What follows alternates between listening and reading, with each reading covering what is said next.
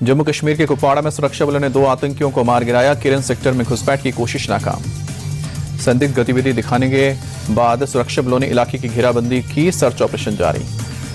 दिल्ली के Rithala metro station के पास 500 झुग्गियां झोपड़ियां खाक हुई। एक शख्स की मौत, एक घायल। झुग्गियों में आग लगने से कई गैस सिलेंडर में हुआ ब्लास्ट। धमाके के बाद तेजी से फैली आग। फायर ब्रिगेड की 29 गाड़ियों ने आग पर काबू पाया। शॉर्ट सर्किट से आग लगने की आशंका। पीएम मोदी ने आज देश को दी है वंदे भारत एक्सप्रेस की सौगात। बनारस स्टेशन से 4 वंदे भारत को दिखाई गई हरी झंडी। पीएम मोदी ने बनारस से खजुराहो के लिए वंदे भारत की सौगात दी। लखनऊ, सहारनपुर, फिरोजपुर, दिल्ली और एर्नाकुलम बेंगलुरु रूट पर वर्चुअली ट्रेन का उद्घाटन।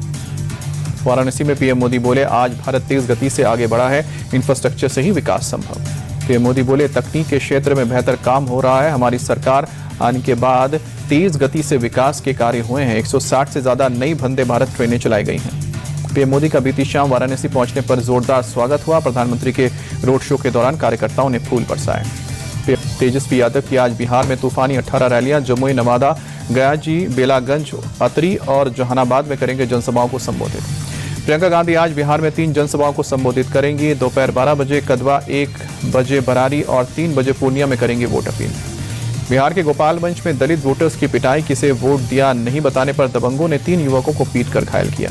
पीड़ितों ने आरजेडी के कार्यकर्ताओं पर लगाया हमले का आरोप। पुलिस ने 3 लोगों के खिलाफ केस दर्ज किया। गयाजी में पिता लालू यादव के अंदाज में दिखे तेज प्रताप। हरा गमछा देखकर भड़के, कहा कि यहां हरा गमछा नहीं चलेगा, कृष्ण भगवान का पीला गमछा चलेगा।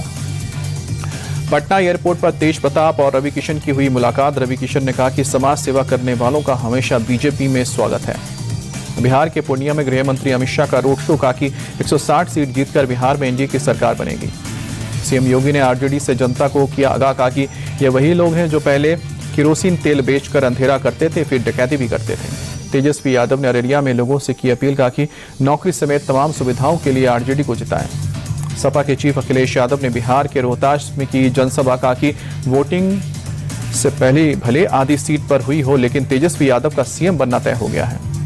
राहुल गांधी ने भागलपुर में पीएम मोदी पर हमला किया। कहा कि प्रधानमंत्री आपकी जमीन छीनकर अंबानी और अडानी को दे देंगे। राहुल गांधी ने जीएसटी का मुद्दा उठाया। कहा कि इसने किसान, श्रमिक और छोटे व्यापारियों को बर्बाद किया। पटना पहुंचे यूपी के डिप्टी सीएम ब्रजेश पाठक का बयान। बोले कि बिहार में प्रचंड बहुमत के साथ एनडीए की सरकार बनने जा रही है। बिहार में पहले फेज की वोटिंग पर चुनाव आयोग का बयान। कहा कि कहीं कोई गड़बड़ी नहीं हुई है, कहीं भी रीपोलिंग की भी मांग नहीं हुई है।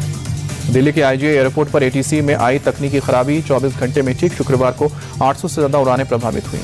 दिल्ली एनसीआर में वायु प्रदूषण का संकट गहराया। सुप्रीम कोर्ट में जनहित याचिका दाखिल। 12 नवंबर को सुनवाई। दिल्ली के कश्मीरी गेट इलाके में प्रदूषण का स्तर बढ़ा। घमासान, आसमान में छाई धुंध की मोटी परत, सांस लेना मुश्किल हुआ। दिल्ली के धौलाकुआं इलाके में खराब श्रेणी में पहुंचा प्रदूषण। एयर क्वालिटी इंडेक्स 269 दर्ज किया गया। मायानगरी, मुंबई में प्रदूषण का स्तर बढ़ा। शहर के कई हिस्सों में छाई धुंध की परत। मरीन ड्राइव इलाके में धुंध की चादर। दिल्ली के इब्राहिमपुर में बैंक्वेट हॉल में आग लगी। आसमान में उठा काले धुएं का गुबार, दूर तक फैली आग की लपटें। मुंबई में एयर इंडिया जंक्शन के पास 2 वाहनों के बीच टक्कर हुई। हादसे में दोनों गाड़ियों को नुकसान हुआ। सोनीपत में पुलिस ने रोहतक डबल मर्डर के आरोपी हिमांशु और सनी को गिरफ्तार किया। एनकाउंटर में पैर में गोलियां लगी। लखनऊ में पुलिस और चेन स्नैचर के बीच मुठभेड़। शिवम गुप्ता नाम का एक चेन स्नैचर गोली लगने से घायल हुआ। पुलिस ने गिरफ्तार किया। यूपी के गोरखपुर में रेलवे स्टेशन पर जीआरपी ने करीब 1 करोड़ रुपए का किया कैश बरामद। मुकुंद माधवा नाम के 35 साल के एक शख्स को गिरफ्तार किया। पटना का रहने वाला मुकुंद माधव वैशाली ट्रेन से मोकामा जाने वाला था। पैसे बिहार के चुनाव में इस्तेमाल करने का शक। लखनऊ में जू से हिरण के बच्चे को चोरी करने की कोशिश। 4 लोगों के खिलाफ मुकदमा दर्ज।